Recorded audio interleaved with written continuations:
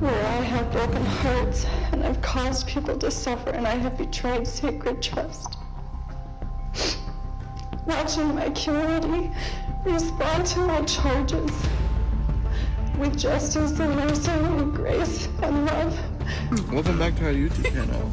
After murdering, day 3 after murdering somebody. Whoa! Don't put that on the camera. It was worth it. And we had sex a lot today. It was worth it. I got plans. So I was payment for doing it. This is Mahek Bukhari, a 24-year-old TikTok influencer known to her fans as Bad Barbie. Online, she flaunted designer outfits, luxury cars, and a glamorous lifestyle. But now she isn't filming for her followers. She's sitting in a courtroom alongside her mother, Ansreen, facing the most serious charge imaginable: murder. On the night of February 11th, 2022, what first appeared to be a horrific car accident on the A46 in Leicestershire turned out to be something far darker. Two young men, 21-year-old Saqib Hussein and his friend Hashimi Jazuddin, lost their lives when their Skoda Fabia crashed off the road and exploded into flames. The wreckage was so severe that emergency services could do nothing. Both men died instantly. At first, investigators thought it was just a tragic crash, but within hours, the story began to shift. Tire marks, vehicle damage, and Saqib's frantic 999 call moments before the collision hinted at something sinister. This wasn't an accident. As detectives dug deeper, the motive emerged. Behind the crash was a secret. Ansreen, a married woman in her 40s, had been having an affair with Saqib. The relationship had soured, and when she tried to end it, Saqib retaliated with threats. He demanded $3,000 in hush money, warning that if she refused, he would expose everything: photos, videos, messages to her husband and the public. It was a huge blackmail that could destroy her reputation and her marriage. Ansreen confided in her daughter, Mahek. Instead of walking away, Mahek escalated the situation. Prosecutors would later argue that Mahek saw Saqib as a threat to her family's honor, and she promised her mother she would make the problem go away. That solution came in the form of an ambush. Mahek, her mother, and 7 accomplices lured Saqib to a meeting point at a Tesco car park, pretending it was where the money would be handed over. But Saqib realized almost immediately that something was wrong. In a panic, he jumped into his friend Hashim's car, and the two sped off into the night. What followed was a terrifying high-speed pursuit. Saqib dialed 999 during the pursuit, telling the operator he was being followed by people trying to kill him. Seconds later, the Skoda was forced off the road and burst into flames. Police quickly tracked the suspects back to Mahek's home. When questioned, Mahek and her mother claimed they hadn't even been in the area that night, but investigators weren't buying it. Where was that? So we stayed here and then we went straight to Nottingham. Right. Okay. In the Audi? Yes. Surveillance cameras showed them leaving the area just before sunrise. Location data from their phones placed them near the scene. The lies began to collapse, and both women were arrested. But even right in police custody, Mahek was not yet ready to stop the lies, and she tried desperately to distance herself from what happened. There's a car that's coming on the right-hand side, a Seat Leon, don't have the model or anything, but it was blue, come straight down, no speed, nothing, normal on the right-hand side. We were always on the left-hand side. This right-hand side car's come now, the Leon, this is the blue one, has come straight next to me and come right in front of me. During the trial, the prosecution painted a damning picture. Mahek wasn't a bystander, but the architect of the ambush. Text messages, digital records, and witness testimony showed how she coordinated the meeting, brought in accomplices, and drove the plan forward. Inside the courtroom, families of the victims described their devastation in powerful victim impact statements. Meanwhile, Mahek was described by journalists as cold and detached during breaks, even playing board games and laughing with family members, as though the gravity of the charges she was facing hadn't sunk in. Finally, after weeks of testimony, the jury reached a verdict. Mahek Bukhari and her mother, Ansreen, were both found guilty of murder. When the judge handed down the sentence, life in prison, Mahek's composure finally cracked. After maintaining an image of calm throughout the proceedings, she broke down in tears as she was led out of the dock, knowing her glamorous life was gone forever. Mahek Bukhari broke down in tears once her glamorous world collapsed under a life sentence. But how does that compare to Ali Abalabin, who went from being a TikToker with millions of followers to the convict in a double murder trial? This is Ali Abalabin, better known to millions online as Jin Kid. A rising TikTok star with comedy skits and celebrity impressions that made him famous almost overnight. But today, he isn't standing in front of a camera. He's standing in a courtroom in San Diego, charged with 2 counts of first-degree murder. Called TikTok murder case. The social media personality will spend the rest of his life in prison. Behind the curated clips and viral fame was a life unraveling in the shadows. His marriage to his wife, Anna Abalabin, had grown toxic, marked by fights, jealousy, and disturbing control. Friends said Anna had been pulling away, trying to reclaim her independence, but Ali refused to let go, even after he moved out from the apartment they shared. Tell me what you saw when you went in there. I saw my wife on the couch. She don't think. She don't think. She don't think. And you know what? Goodbye to your little citizenship there, Miss Filipino. But I'm not petty. I don't call the police on people I love. That ain't bro. This lured me to San Diego for what? So she could be a hoe to all her friends? Stop lying to them, Ollie. No, it's the truth. Yeah, you got friends now. Now you don't have a husband. Okay. Later in court, prosecutors would later describe him as obsessed. He monitored Anna's every move, accused her of cheating, and grew increasingly volatile. The breaking point came when he secretly installed a listening device into his 5-year-old daughter's iPad, spying on Anna from afar. On October 21st, 2021, that paranoia exploded into violence. Ali had heard a male's voice in the apartment from the device he planted, and blinded by jealousy, he entered Anna's high-rise apartment at the Spire San Diego luxury complex, armed with a gun. Inside, he found Anna with her friend, Rayburn Barron, and in a moment of cold brutality, Ali pulled out the weapon and shot them both in the head.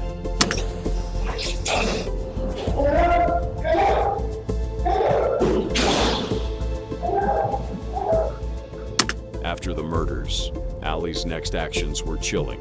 He first took pictures of the bodies and then sent them to his parents before calling his mother. I just like to live to everyone else. I just like to live. I just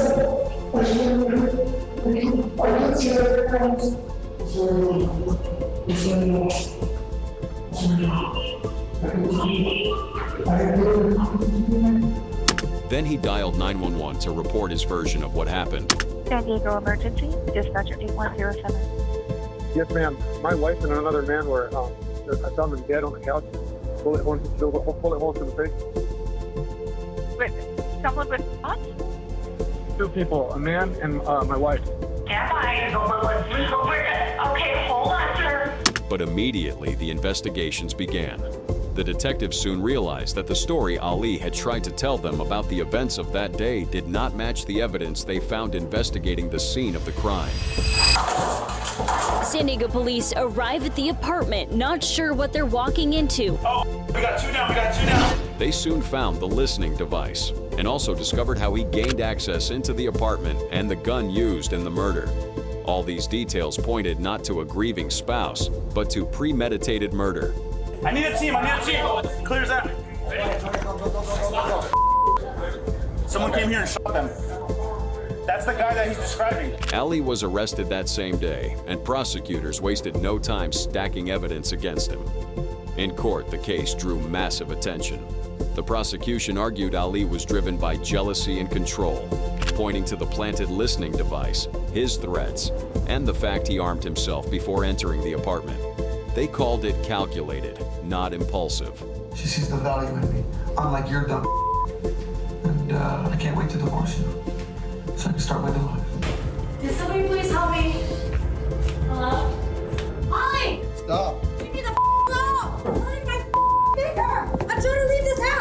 out. That's not cool. Give me my phone. With a bunch of guys? Give me my phone.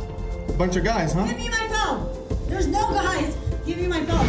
The defense pushed back, painting Ali as a man spiraling from drug use, emotional breakdowns, and a collapsing marriage.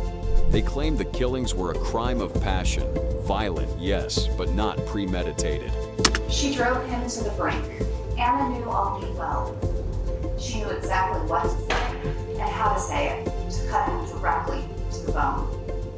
She knew his underlying vulnerabilities, his insecurities about his mental illness, his drug addiction, and his own chaotic upbringing. She used these and she weaponized them against him.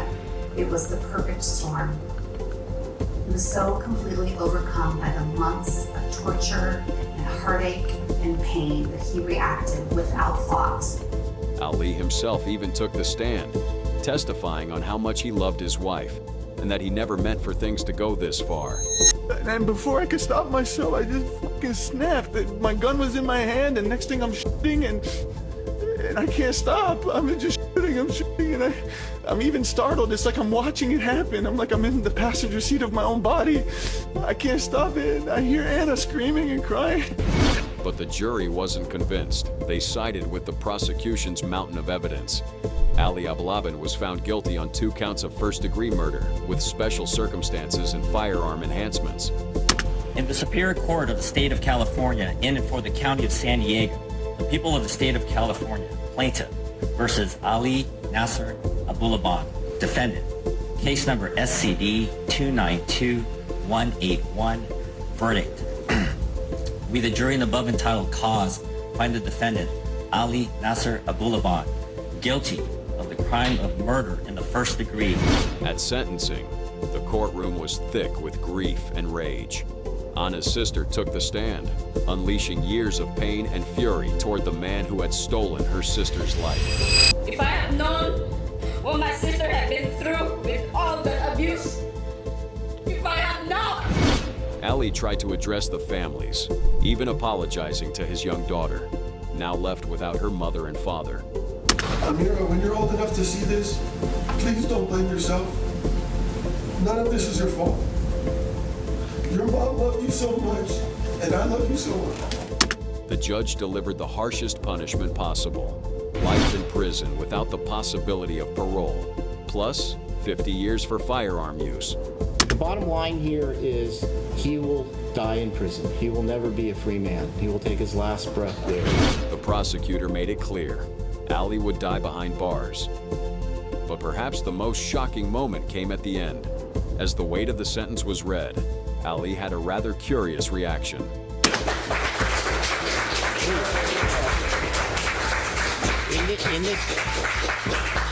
Please.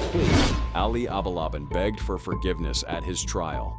But as for Cameron Herron, he just sat stunned as millions online reacted to his 24-year prison term. This is Cameron Herron, once a rising TikTok influencer with millions of fans, now standing in court facing 2 counts of vehicular homicide. It was May 23, 2018, on Bayshore Boulevard in Tampa, Florida. Cameron lined up next to his friend in a gold Nissan. Cameron's Mustang surged past 100 miles per hour, and at that exact moment, 24-year-old Jessica Reisinger Raubenold was crossing the street with her 20-month-old daughter, Lilia, in a stroller. She never saw what happened next, coming. Jessica's body was thrown into the air, Lilia's stroller shattered, and the baby was hurled more than 100 feet. First responders rushed to help, but both were pronounced dead shortly after at the hospital.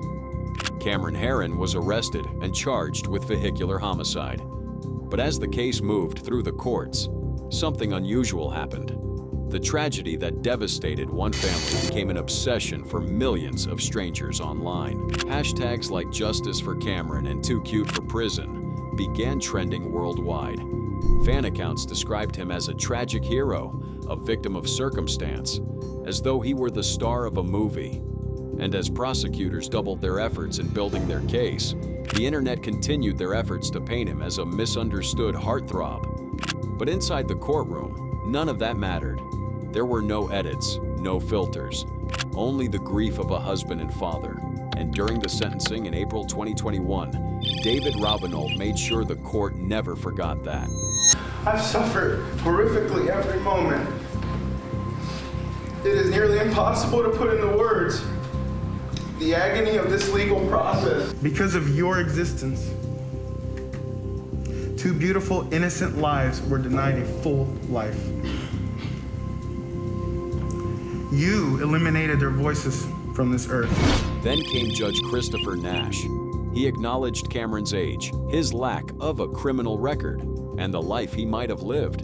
But those factors paled against the recklessness that cost 2 innocent lives. This was not a mistake, the judge said. It was a choice.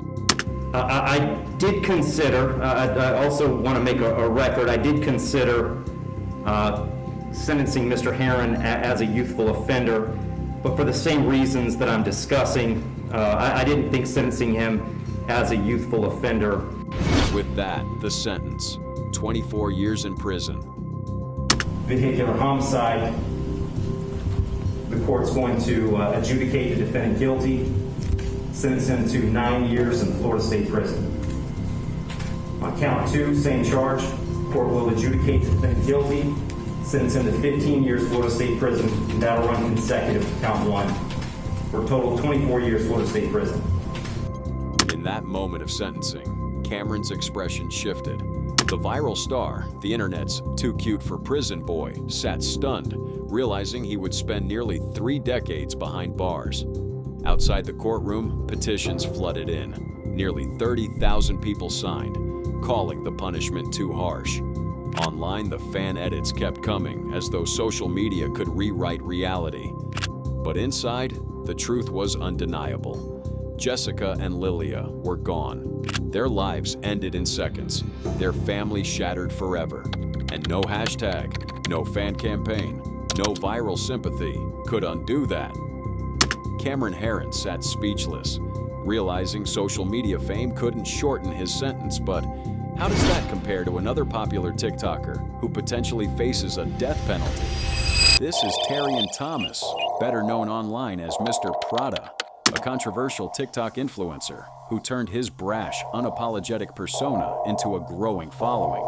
But today, he isn't trending for shock value or viral content. He's facing the ultimate charge, first-degree murder.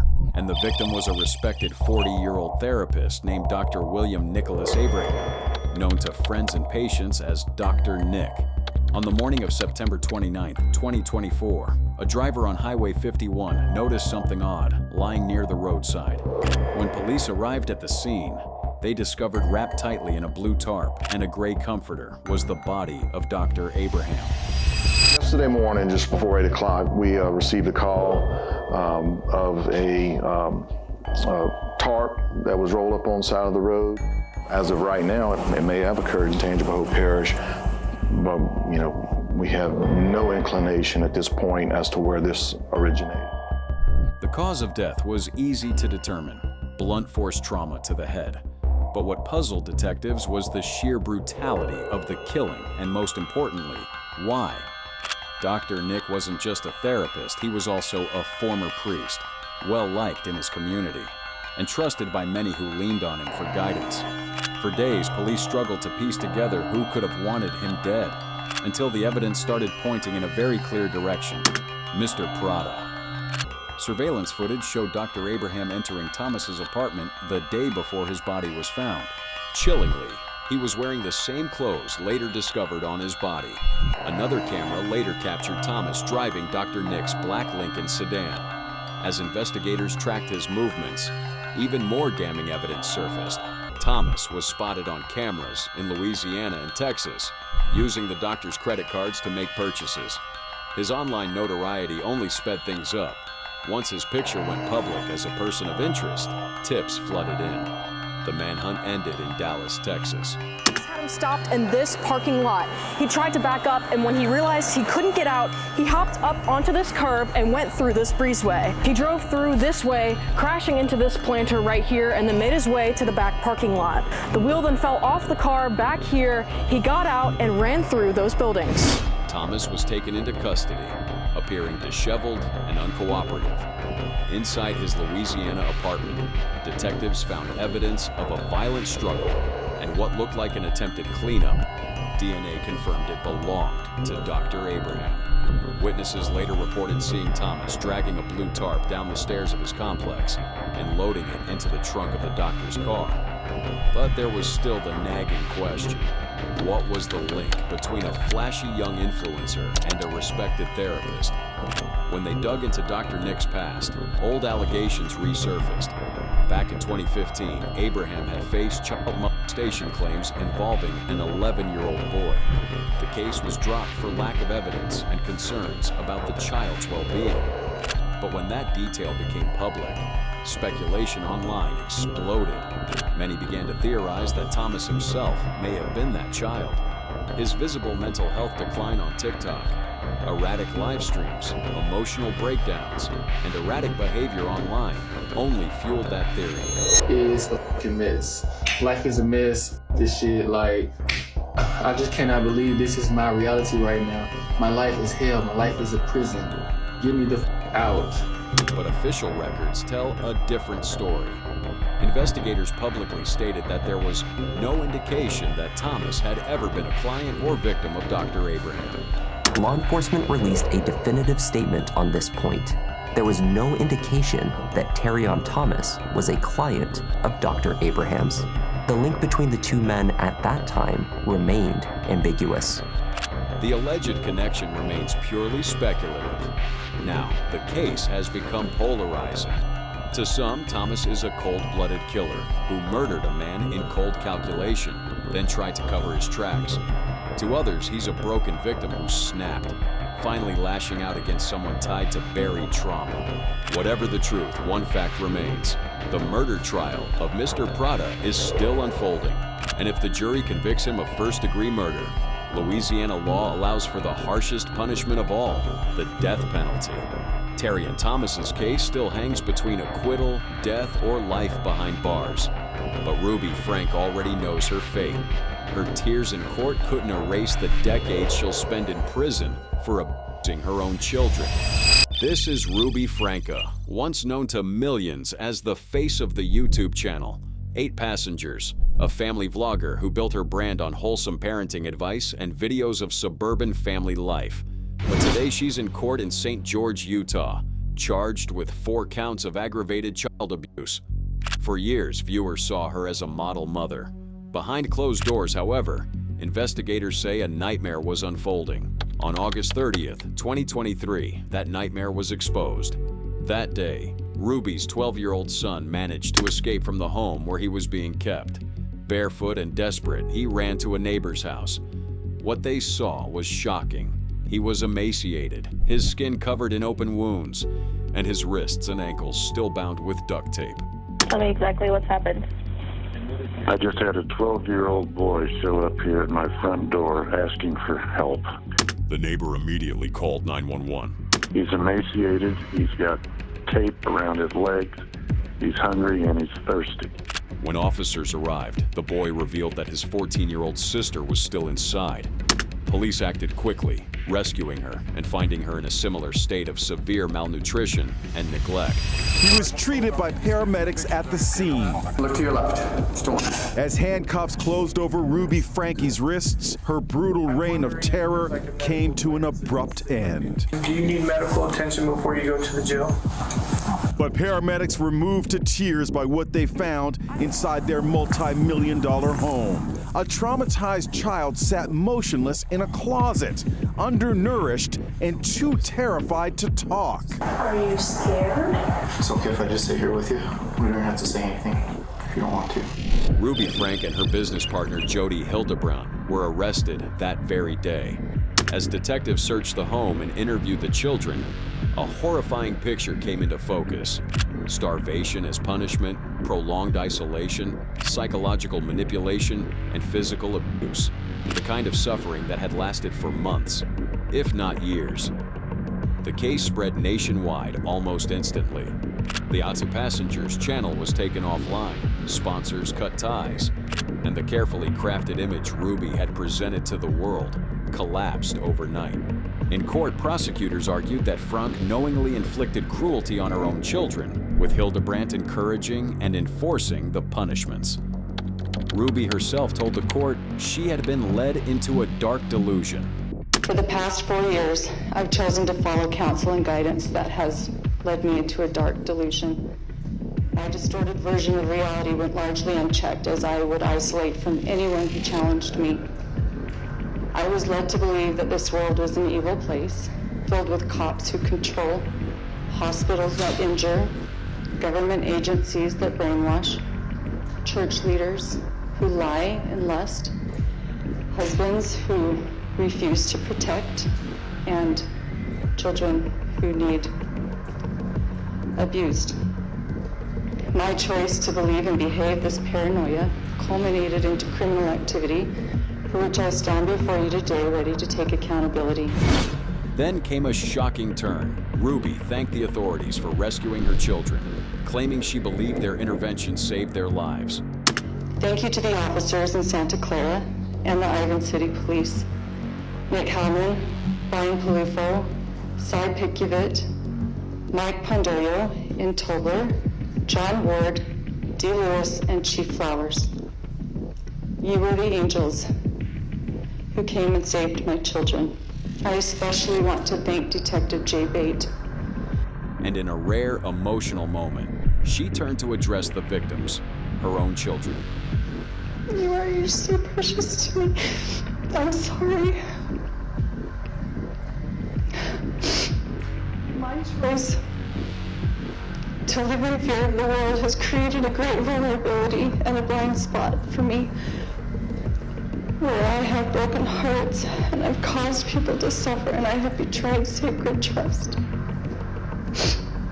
Watching my community respond to my charges with justice and mercy and grace and love is all the more evidence to me how wrong we've been.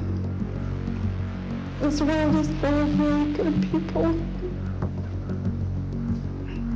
And finally, I'm sorry for twisting God's word and distorting his doctrines. But no apology, no sudden display of emotion could erase the documented abuse. Before sentencing, the judge read aloud the details of the suffering her children endured, from starvation to confinement. Where I have broken hearts and I've caused people to suffer and I have betrayed sacred trust. Watching my community respond to my charges with justice and mercy and grace and love. The courtroom remained unmoved by Ruby's tears.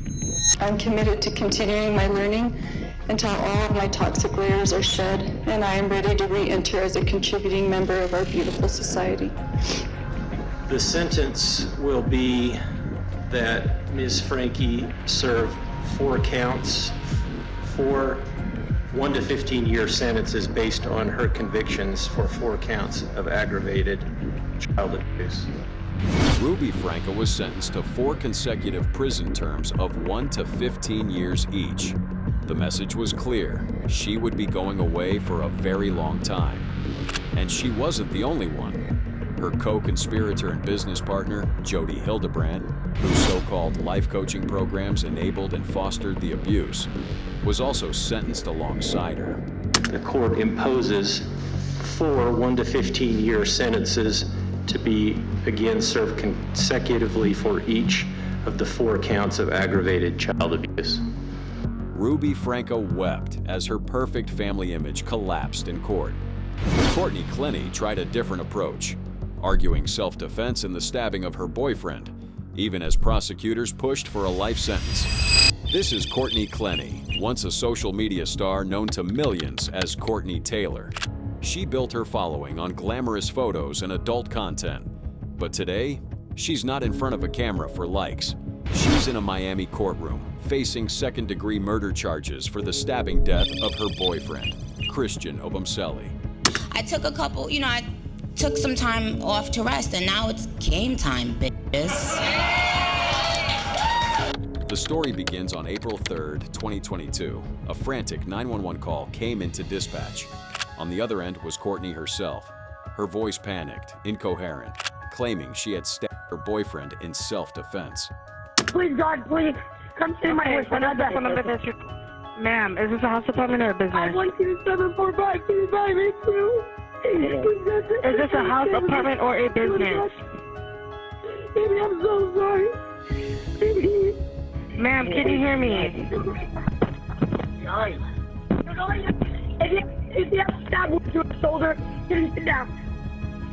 What do you mean he has a stab wound on his shoulder, ma'am? Yeah, he's bleeding from his... When officers arrived at her luxury high-rise apartment, they found Christian Obumseli collapsed on the floor, bleeding from a single deep stab wound to his chest. No, I can't let this, okay? Where was it? Guys, Relax. Why? No, guys. Relax. Paramedics tried to save him, but it was too late. Christian was pronounced dead at the scene.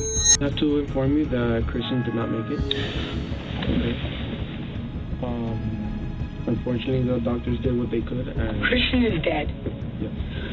Courtney was visibly shaken, covered in blood but unharmed. To police, she insisted it was all a tragic accident. Is he dead? Is he dead? Sit down. Sit down. Okay, no, I'll sit down. I just, you scared me. Sit down. He's not dead, is he? We don't. No, they're taking him to the hospital right now. He's in the hospital right now. I need to be at the hospital with him. You're not going in. Why? Because we're conducting an investigation. It was free. It was I was self-defense. Okay, so you guys started arguing, then what happened? Threw me against the wall, choked me. I mean, you're looking like this. He's never like choked to where like it's like crazy stuff. But I couldn't breathe. Okay. Then he put me on the. So he throws you against the wall. Then he put me on the ground, choked me. That's happened. She even claimed she had only thrown the knife during the argument. I did not stab him once. I just threw it because I was scared. You threw a knife. Threw it. You threw a knife. Threw it from like across the room. I did not I was scared. But almost immediately, investigators started noticing red flags. Neighbors from the apartment building came forward, reporting weeks of loud fights and violent disturbances from the couple's unit. Building staff confirmed multiple complaints and interventions.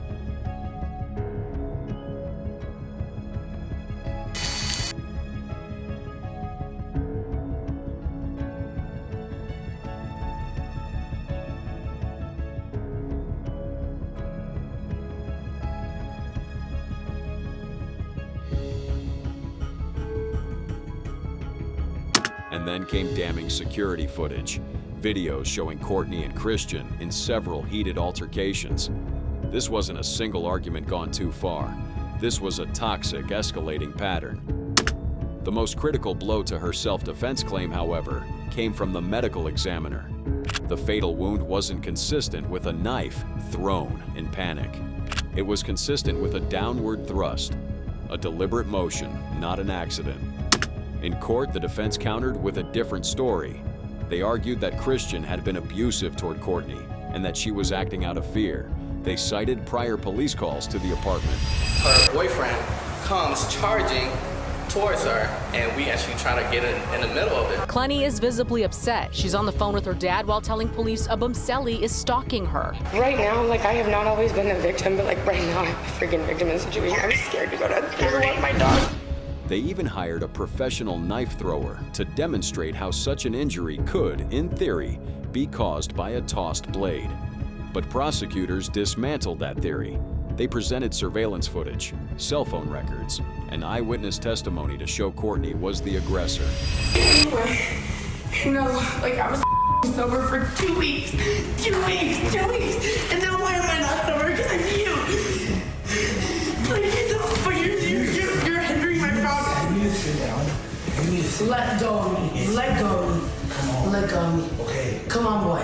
Let go of me. That's inconsistent with common sense.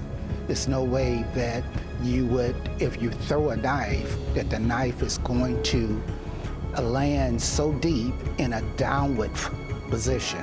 They argued this wasn't self-defense at all, but murder fueled by a volatile, dangerous relationship.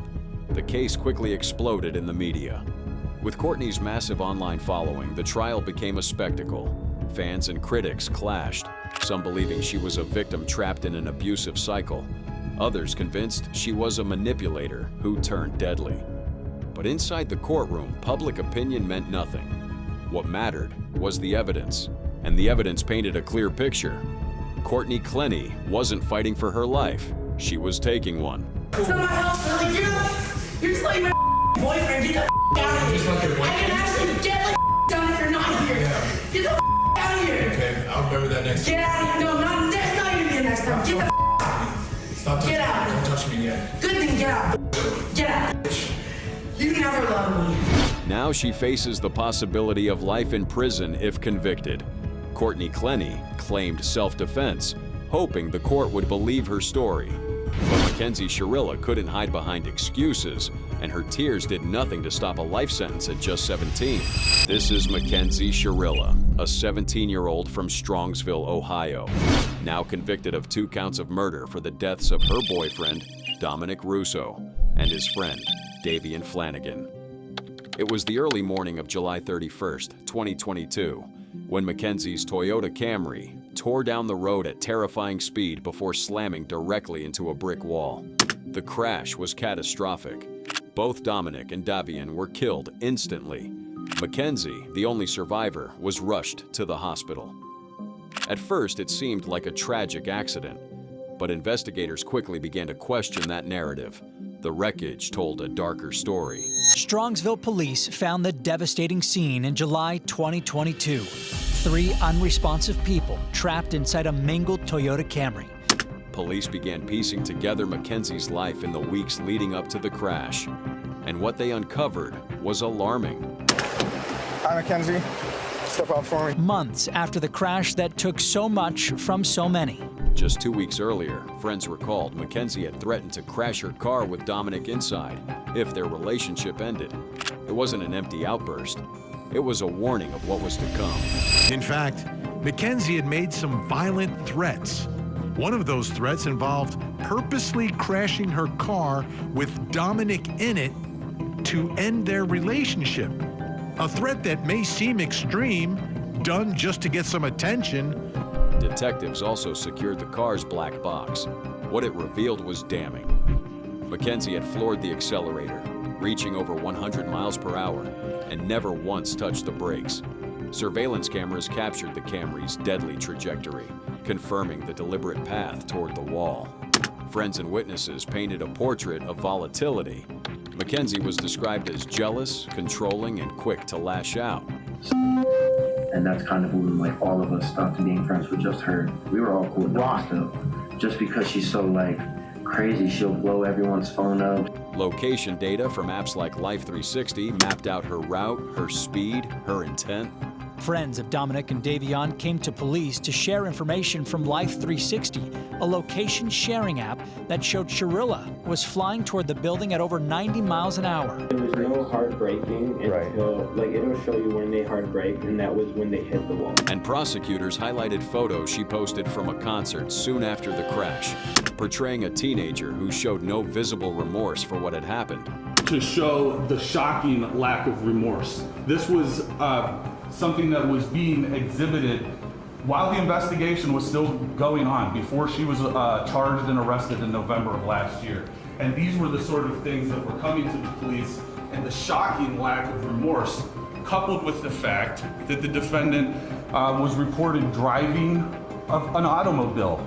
In court, prosecutors called it what it was: murder by motor vehicle, a calculated act disguised as an accident. The defense countered, arguing it was a tragic mistake, an inexperienced teenager who lost control. Is it just kids being kids? Is it Dominic grabbing the steering wheel? Is it Mackenzie maybe speeding and saying, oh my God, dark out, it's late, I'm coming up to this, I better do something, and she goes like that to avoid an accident, not acting purposely, but in fact trying to avoid it. Is it sudden acceleration? Panic. But the evidence was too overwhelming. This is the type of evidence you can never unsee. You can never forget the visual or audio of this exhibit. It's chilling and tragic. As you review that exhibit, you know that you are watching the oncoming deaths of two people, and there's nothing that will stop it. When it came time for sentencing, the most heartbreaking voices belonged to the families of Dominic and Davion. Parents described futures stolen, sons who would never come home. My son Davion is and always will be so much more than that. He was precious. He was an amazing soul with a heart full. He gave to the world what he wanted most in his own life: love. The kind of love that would rescue a friend in the middle of the night, no questions asked. The kind that would protect others and honor them. He made friends easily with his infectious smile. He was a gifted athlete. Mackenzie then took the stand, turning to the families with an apology. So deeply sorry. I hope one day you can see I would never let this happen or do it on purpose. I wish I could remember what happened. I'm just so sorry. I'm hurt. I love Dom and Davion. We were all friends and Dom was my soulmate. I wish I could take all your pain away. And I'm so sorry. And to my family. Her mother followed, pleading for mercy, reminding the court her daughter was still just a teenager. I just want to say, am I allowed to address them at all? I just want to say to the families that I'm broken, sad, and lost, and my heart hurts for everyone, okay? Davion was her new friend, and Dom was the love of her life, and he was part of our family, okay? I'm just so sorry that this happened, and we're heartbroken. And we're asking that you please not run the sentence as consecutive. He was family, and we all loved each other. I'm asking you for leniency because this was a tragic accident that she does not remember. And Davion, he's a new friend. I'm so sorry. No. God, no, not at all. They all loved each other. They all spent every day together. The judge, however, was unmoved. Her actions were controlled, methodical, deliberate, intentional, and purposeful. This was not reckless driving. This was murder. The verdict was final. Guilty on all counts, Mackenzie Sherilla was sentenced to 2 concurrent life terms, with the possibility of parole after 15 years. So she's sentenced on count 2, the murder of Davion Flanagan, 15 years to life. She's sentenced on count 1, the murder of Dominic and Smith, 15 years to life, to be served concurrently with credit for time. As deputies moved to escort her out, Mackenzie turned once before leaving the courtroom. All right, thank you.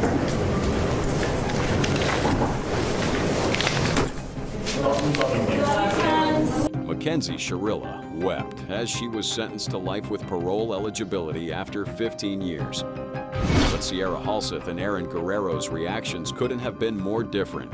Aaron broke down in tears while Sierra stayed cold and expressionless, even after being sentenced to life for killing her own father. This is 16-year-old Sierra Halseth and her 18-year-old boyfriend, Aaron Guerrero. They are in court, facing charges of first-degree murder, conspiracy, arson, robbery, and multiple counts of fraudulent use of a credit or debit card in connection to the brutal slaying of Sierra's father, 45-year-old Daniel Halseth, in Las Vegas. Put in 25 push-ups, huh? How's that sound? The dad was a fitness and travel buff who loved to post videos online, including these moments as a doting dad. Daniel was a Navy veteran, a tech consultant, and a devoted father who raised Sierra largely on his own following his divorce from former Nevada State Senator Elizabeth Halseth. But he reportedly didn't approve of his 16-year-old daughter Sierra dating 18-year-old Aaron Guerrero. And he wasn't alone. His ex-wife, Elizabeth, a former Nevada Republican state senator, also had a problem with her daughter's relationship. Sierra and Aaron's relationship began in mid-2020, but when both families forbade the romance and stopped their plans to run away to Los Angeles, the young couple turned defiant. Investigators say their desperation grew darker. Daniel had become the obstacle in their way. On the night of the crime, the teenagers waited for Daniel to come home. What followed was nothing short of horrific. Daniel was stabbed and slashed more than 70 times, with some wounds inflicted after his death. His body was then stuffed into a sleeping bag, dragged into the garage, and set on fire. The couple quickly turned to Daniel's debit card to withdraw cash before fleeing the scene. It was Daniel's mother who first raised the alarm. After several unanswered messages, she called the police for a welfare check. She even reached out to Daniel's landlady, who discovered a grisly scene inside the home. He's been missing for 2 days. His work's called, his family's called, I've called, his ex-wife's called, and there's nobody answering the phone. I know there's something very wrong going on here. Police soon uncovered proof of a meticulously planned murder. Surveillance footage, receipts, and store logs showed Sierra and Aaron buying bleach, gloves, lighter fluid, saw blades, a circular saw, and drop cloths, supplies that later tied directly back to the crime. Days later, the couple was caught in Salt Lake City while trying to travel without tickets. A background check revealed the truth. These weren't ordinary runaways. They were teenagers wanted for murder. They were immediately arrested and extradited to Nevada. Investigators then found even more disturbing evidence. Sierra's phone contained a video of the couple, filmed after the killing, where their casual and joking tone shocked the nation. Welcome back to our YouTube channel. After murdering, day 3 after murdering somebody. Whoa! Don't put that on the camera. It was worth it. And we had a lot today. It was worth it. I got plenty of sex. As payment for doing it. Both initially pleaded not guilty. Guilty or not guilty? Not guilty. Not guilty. But by May 2022, Sierra and Aaron admitted guilt to all 9 counts: murder with a deadly weapon, arson, robbery, conspiracy, and fraud. In court, Sierra stunned observers by shifting blame onto her father, portraying him as abusive and corrupt. Your Honor, my biological father has traumatized me, trauma that I still have to work through every day. I've never had any problems, and I've always been a positive influence on my peers. I was always sure of myself and I worked hard and passionate. But when my biological father took control of my life, I've never felt so lost and hurt. My biological father abused and neglected me. Not only did he hit me and put his hands on me, but he shaved me, touched me, sexualized me. Aaron's testimony, however, was the opposite: tearful, remorseful, and full of regret. I wish every day, single day that I could give my life to bring his back. I wish I could do something for those who loved him, to stop their suffering and mourning. The same way all that's ever someone was taken from me. My only hope now is that the house I find, family finds a way to forgive me. He did not deserve to pass in such a horrible way. I ask for your forgiveness as I get sentenced today, and I hope it brings you a little peace. I want these years to repent and endure the consequences of my actions. So when I might get the chance of release one day, I'll be able to say I learned my lesson. During the victim impact statements, Daniel's family described his devotion as a father and the devastation of his betrayal by his own daughter. He selflessly coached me through everything a father would have taught his kid. I can hear my brother asking me to forgive, and to be honest, I'm not sure that's even possible. One uncle even urged the judge to consider the death penalty.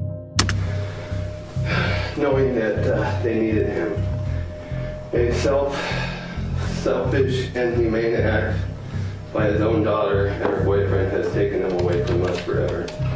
Now he's not even around for his family, and I miss him every day. Our family wasn't able to choose their punishment, but they both should have gotten death for the life they took. 20 years will never be enough for taking down one.